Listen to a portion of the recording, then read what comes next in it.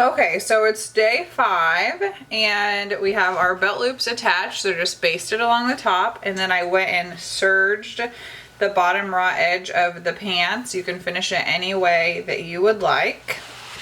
And then I have the waistband piece, and it says to interface the whole entire thing. I don't interface the whole thing, just the edges or the ends, because I will probably add elastic to it in the back. And then you are going to press the waistband in half to create a memory crease. Okay, now we have the memory crease right going down the middle, and we are going to attach the waistband to the pants. So you want to have a 5/8 inch overlap for the waistband. So we can measure this. And 5/8 inch is about where my interfacing starts. So starting at the front fly, I will place that right there and see the waistband extends past the actual fly. And then I'll bring it around and do it on the other side. Well, we can find the center first. So here's the center, and I will put this at the center back and then bring it around and do it on this side. 5/8 inch again. Overlap.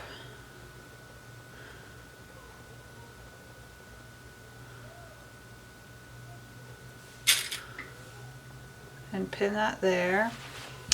Then take that center mark that we had and attach that to the center back.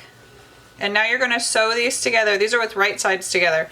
You're going to sew it together, easing in the excess material of the pants all the way around. Make sure I open up all of my seams so that they lay flat.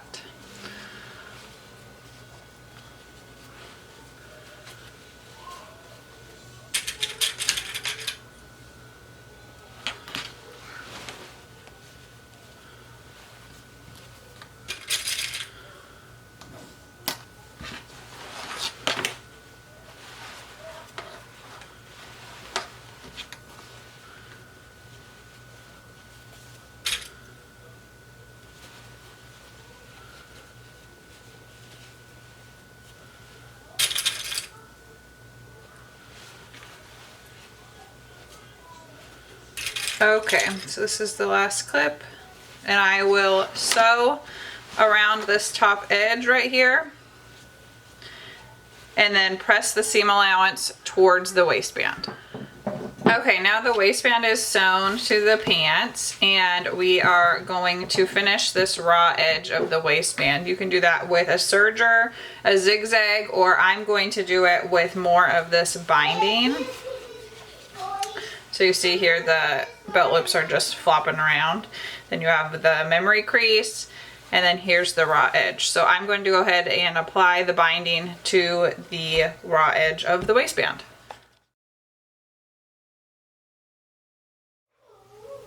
Okay, now we have the raw edge of the waistband finished.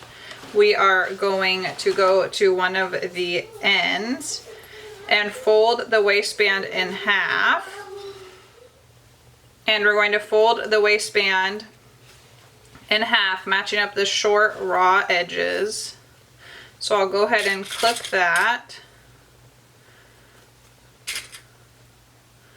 And then if you go to the inside, you're going to pull, this is the zipper shield right here, pull this out of the way so you're not going to catch it, and match up the binding with the seam allowance.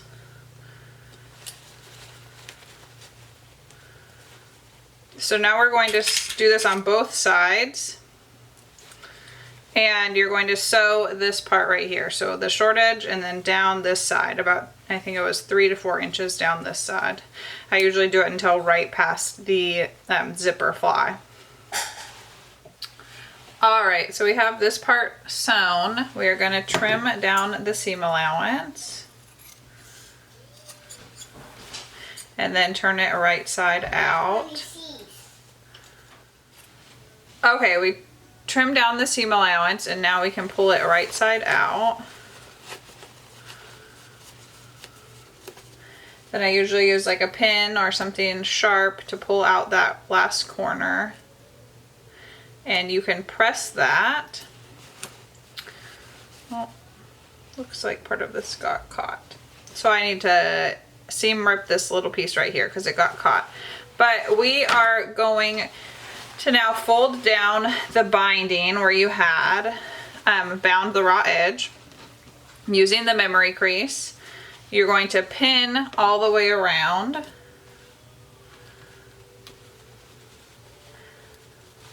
So here's the memory crease right here. I'll fold this down. And then you'll do that all the way around. And then on this side, you're going to top stitch. So we'll top stitch right along. We'll top stitch right along this edge right here all the way around. And don't worry about the belt loops, that comes next.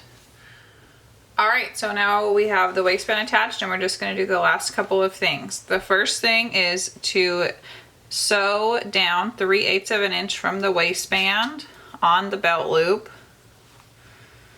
So you can mark that with a pin.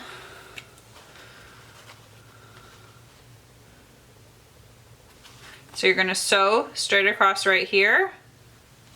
And then we're going to flip the waistband up, roll it, or the belt loop up, roll it under. And you are going to tack it right under here as well and do that on all of the belt loops all the way around. And then we have the hem. So I serged the bottom edge, and if you did the bias tape, you can do a cuff, which I think looks nice. And you can just tack that a couple of places as you go around so that it doesn't flip down.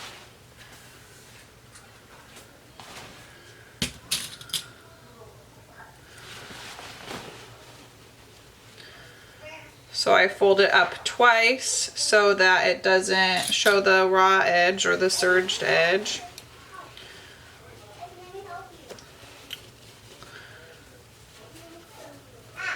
And then I would typically tack it on the inside, the inseam and the side seam. So I would tack it right here and right here.